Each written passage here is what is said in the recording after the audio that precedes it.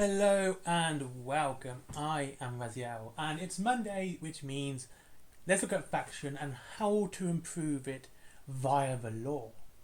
So, we've done Warrior Nations, the Union, the Enlightened, and so let's go to the Order of the Allshard. Now, these are an incredibly nice looking faction. They look really cool. They have a literal motorbike, well, a tumbler, which you can use for your faction. So there's loads here. It's quite a nice varied faction actually, even though, you kind of all look the same. It's kind of in a weird place. There's lots of different types of models, and you have a very basic human troop choice via the Spicker. And what makes them particularly interesting is because they've been here from the start. They're one of the first factions to appear within the Wild West Exodus, dystopian age lore, all the way back to Atlantia, which is Atlantis more than anything else, and that is where they began. And I think that's really interesting because now we know they are part of the bigger setting. We know that they're one of the big players in this setting, and I always like that when the big players aren't so overt that you kind of know what they're doing all the time. I like the fact that they are a very covert force. They tend to work in the background and they don't really go out fighting unless they really have to, and when that happens they tend to send out the races like that race on the planet, basic troop choice, and like the Spicker, they're basically humans with better armor, better gear, and very religious. And that's the important thing here. They get people to worship them as gods, and I think that's fascinating. They aren't gods. They have an end goal of wanting to destroy the planet or the Hex. Either way works for them. So they are an end game faction as well. Again, absolutely cool. I like the fact that we have an end game with the dystopian age, and the Order is going to be part of that end game. I'm not going to say how I think it should end. I've done that theory, but they are, they're a major player, and the best bit is they're one of the players which are in both the Wild West Exodus lore and the Dystopian Wars lore. And given that the Sultanate are probably going to be in armoured clash, that also makes them one of the factions that's in all three games. So you're going to have a very wide variation of lore. You're going to get much more lore on these guys than you would the Warrior Nations, than you would the Watchers, even though the Watchers are a big player. You're going to see a little bit under Hex. So this is kind of cool. I like this idea. But here's the thing. In the Wild West Exodus, they are very overt. They are trying to destroy the Hex. They think they've found where it is, and they're going out of their way to destroy it. Which is, that's really cool. So we know what they're doing in the Wild West Exodus. And in the Dystopian Wars, or the Dystopian Age in general, with the Sultanate, they're more covert. They are being worshipped as gods with the Sultanate, and that is part of their deal to give the Sultanate all this better weaponry and technology. You worship us as gods, and we'll give you all this cool stuff, sort of thing. As long as you don't sort of acknowledge that we actually exist, because they don't want that acknowledgement right now, because it speeds up their plan, and it also would alert the Hex to them, which is a bit unfortunate now given the situation in Arizona. And that's the thing. That's what would make them really good.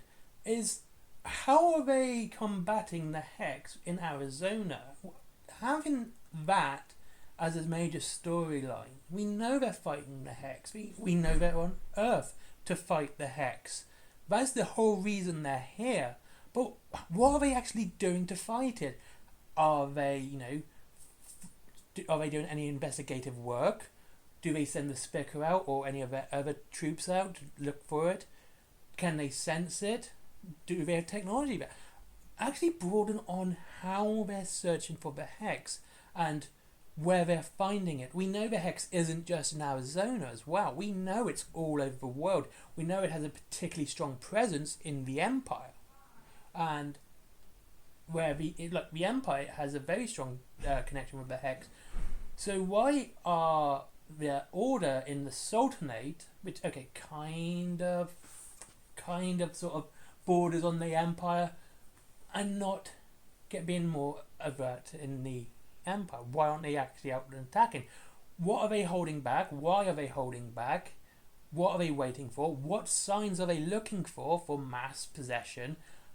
All of this stuff would be really interesting to read about. And the other thing is their technology. How does it work? I think with the Order, knowing more about them on a narrative law, a technical law narrative, rather than the narrative law narrative. Okay, you know what I mean. But the technicalities of what they're doing would be incredibly interesting. I think how they, co-opt entire civilizations to worship them as gods. What do they do to use it? We think, well, according to the Dystopian Wars book, is that they kind of made this deal with the top blokey in the Sultanate and said, hey, we aren't going to wipe you all out like we could if you worship us as gods, but if you worship us as gods, we're going to give you nice shiny new weapons. And then what phase in the plan are they as well? See, their plans are in various stages, well, phases. And the final phase is literally, and I mean literally, opening up portals which are from the sun. So there's like these portals by the sun, and they have these portals on the earth, and they open them up. So all the ozone and the stuff that protects us from the sun's heat suddenly goes in the planet and just burns everything to a crisp. It's a salt the earth sort of situation. It's absolutely ash and bone, and then they leave. So what phase are they at? Are they actually planning to destroy the earth? Are they at that point? Do they think the Hex is too far gone? And how do their weapons work? What are they doing to defeat the Hex? All of this would be so cool and interesting to find out, because I just think that the Order is an interesting faction, and you'd have some really nice models, and I think that would make it really good looking. Anyway, that's today's video, and it's the how to make the Enlightened better Order, or I don't know what I'm going to call it yet. And I'll see you in the next one, which is all tomorrow. I'll video tomorrow. And I'll see you tomorrow. And I hope you all have a very good day. And I hope you all had a very good weekend. And of course, there is the link to Wayland Games below. If you wish to buy some Order of the Allshard, they have loads in stock, and it all looks really good. That's down there, and free delivery after £20. There is also Forbidden Planet for all your cool geeky merchandise, comics, t-shirts, DVDs, Blu-rays, anime, manga, DC, Marvel, all the stuff that you love. There's also my merchandise, cups, t-shirts, notebooks, stickers, what everyone else does. But all the artwork's done by me. You can check that down in the link below as well. There is my comic. It's an anthology. It's got a massive killer monster on the first story, by the way, which just sort of goes in and slaughters everyone.